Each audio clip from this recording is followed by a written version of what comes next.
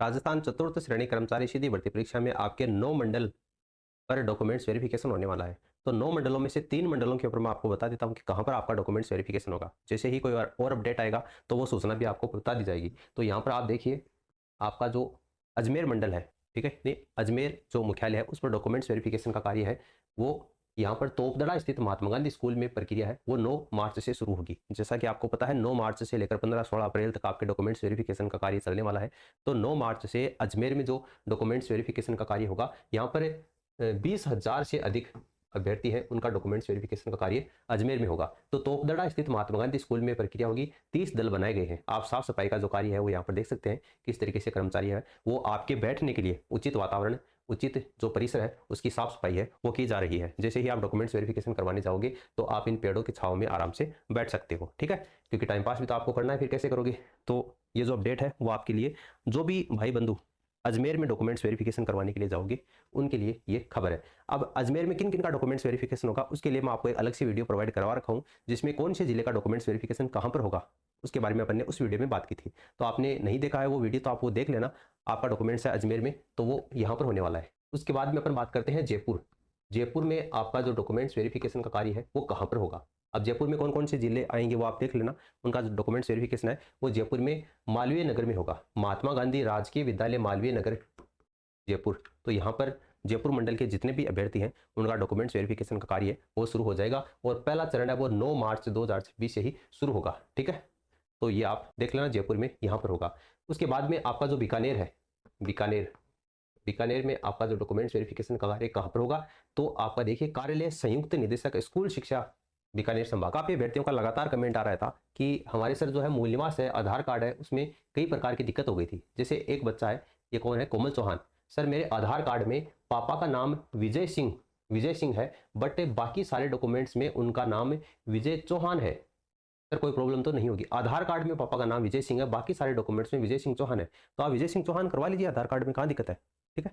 आधार card में विजय सिंह चौहान करवा लीजिए। अगर विजय सिंह चौहान अब नहीं होता है, जैसे आज तारीख है वो कितनी 7 हो गई, 9 तारीख से तो डॉक्यूमेंट्स वेरिफिकेशन है, तो इतनी जल्दी है वो चेंज तो नहीं होगा। हाँ लेकिन इतनी है कि जैसे आधार कार्ड में आप चेंज करोगे तो आपको वो रिसिप्ट देंगे, तो वो रिसिप्ट आप दिखा देना, कोई दिक्कत नहीं है, वहाँ पर आपको कोई दिक्कत नहीं है। अगर आप नहीं करवाना चाहते हो अभी चेंज तो फिर आपको शपथ पत्र बनवाना पड़ेगा, ठीक है, क्योंकि आधार कार्ड का जो नाम है वो यहाँ पर आपका गलत है।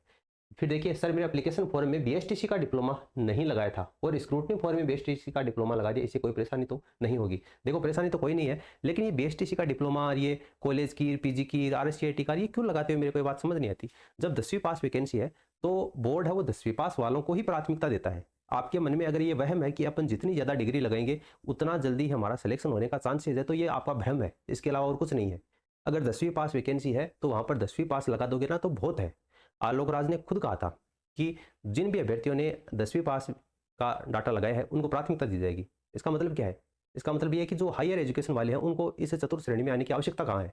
तो आपकी जो कभी कभी क्या है कि जो हायर एजुकेशन है वो आपके लिए घाटे का सौदा भी बन जाती है। जैसे लेबर असिस्टेंट की जो वैकेंसी निकली है वो 12वीं पास है, तो वहाँ पर आपको कॉलेज की और एमए की ये डिग्री लगाने की आवश्यकता नहीं है। तो आगे से आप इन चीज़ों का ख्याल रखना कि जिसमें शैक्षणिक योग्यता क्या मांगी गई है केवल वही मार्कशीट आप लगाया करो। अब चतुर्थ श्रेणी में बीएसटीसी लगाने की कहाँ आवश्यकता है, लेकिन चलो कोई नहीं, आपने लगा दिया है। एप्लीकेशन फॉर्म में तो नहीं लगाया था लेकिन स्क्रूटनी फॉर्म में लगा दिया है, तब आपको डॉक्यूमेंट्स वेरिफिकेशन करवाने जाओगे तो आपको बीएसटीसी का ये जो डिप्लोमा है ये वहाँ पर दिखाना पड़ेगा, क्योंकि स्क्रूटनी फॉर्म में आपने जो डाटा लगाया है वो उनके पास में मौजूद रहेगा डिटेल, तो आपको ये दिखाना पड़ेगा।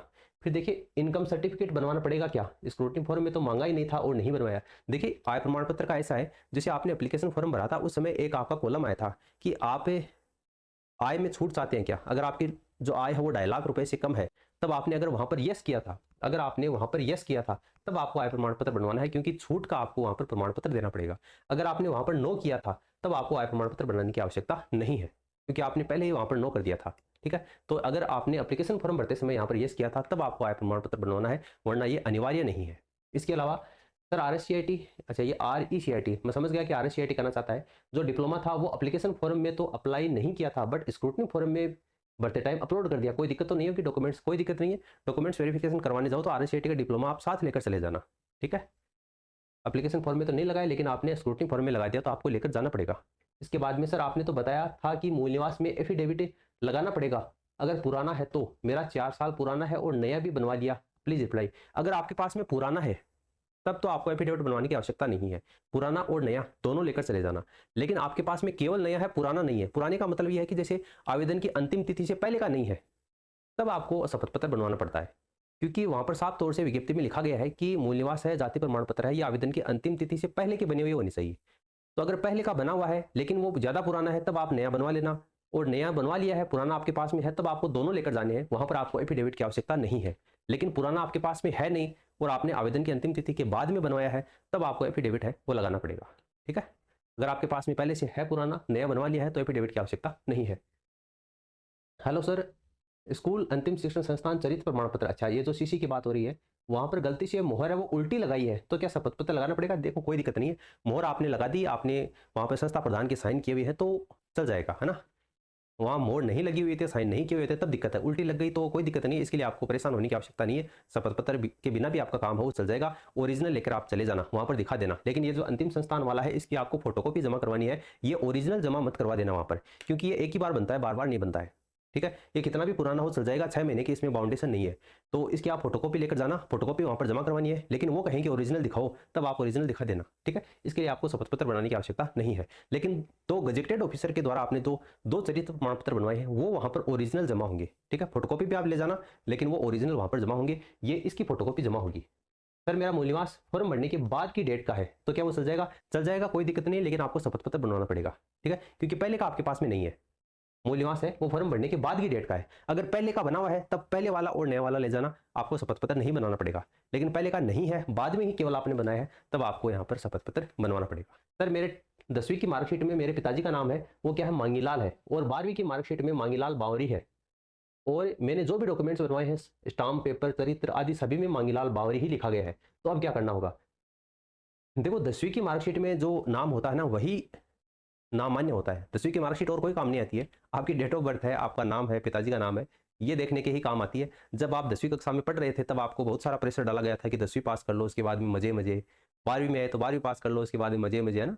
तो कहने का मतलब ये है कि 10वीं की जो मार्कशीट है ना, उसी का डाटा है वो मान्य होता है, उसी की जन्म तिथि है वो मान्य होती है, उसी में आपका जो नाम लिखा है वो मान्य होता है, उसी में आपके पिताजी का नाम है, सेम होना चाहिए आगे चलकर। लेकिन आपकी कंडीशन क्या है? 10वीं में तो ये पिताजी का नाम मांगीलाल है, 12वीं में, उसके बाद में जितने भी डॉक्यूमेंट्स बनाए हैं, सभी में मांगीलाल बावरी है। तो अब तो 10वीं वाला है, उसके लिए आपको शपथ पत्र बनवाना पड़ेगा, क्योंकि आपकी कंडीशन कुछ इसी तरीके की है कि आपको अब 10वीं का जो है डाटा है, उसमें आपको शपथ पत्र बनाना ही पड़ेगा। उसमें ये मेंशन कर देना कि 10वीं की मार्कशीट में ये है, बाकी अदर सारे डॉक्यूमेंट्स में है वो मांगीलाल बावरी है, और मैं अपने सारे डॉक्यूमेंट्स हैं वो ओरिजिनल लेकर यहाँ पर उपस्थित हुआ हूँ। तो वहाँ पर आप दिखा देना, कोई दिक्कत नहीं है। इसके लिए आपको कोई बाहर नहीं निकाला जाएगा। ठीक है। और अगर वो ज़्यादा करेंगे तो बाहर तो आपको नहीं निकाल सकते, वो आपका रिजल्ट है वो प्रोविजनल कर सकते हैं, यानी कुछ समय के लिए वो रोक सकते हैं। अगर वो रोक लेते हैं, तब आपको क्या करना है वो मैं आपको बता देता हूँ। अगर आपका रिजल्ट प्रोविजनल कर दिया जाता है, उस स्थिति में आपको अजमेर जाना है। ठीक है। माध्यमिक शिक्षा विभाग राजस्थान अजमेर जाना है। वहाँ पर 10वीं की जो मार्कशीट है, उसमें आपको डाटा चेंज करवाना है। आपके पिताजी का नाम है, क्योंकि आगे चलकर आपकी सारी डॉक्यूमेंट्स में मांगीलाल बावरी लिखा हुआ है, तो वहाँ पर 10वीं में आप पिताजी का नाम है वो मांगीलाल बावरी करवा लेना, और वहाँ से आप जो डुप्लीकेट मार्कशीट है वो निकलवा लेना। और उसके बाद में आप वापस जाकर यहाँ पर डॉक्यूमेंट्स वेरिफिकेशन आपने करवाया था, वो आपको समय बता देंगे कि इतनी तारीख से पहले है, वो आप अपना जो डॉक्यूमेंट्स है वो यहाँ पर जमा करवा सकते हैं। तो वहाँ पर जाकर आप जमा करवा देना, फिर आपका जो रिजल्ट है वो प्रोविजनल से हटाकर मेन लिस्ट में डाल दिया जाएगा। ठीक है। तो इस तरीके से आपकी समस्या है उसका समाधान हो सकता है। बाकी अगर आपके मन में और भी कोई सवाल है, सुझाव है, तो आप नीचे कमेंट सेक्शन में कमेंट कर देना। बाकी अगर आपको वीडियो अच्छा लगा है तो इसे आप शेयर कर दिया करो अपने दोस्तों के साथ में, इसमें आपके कोई पैसे तो लगते नहीं है। ठीक है। मिलते हैं नेक्स्ट वीडियो में, धन्यवाद।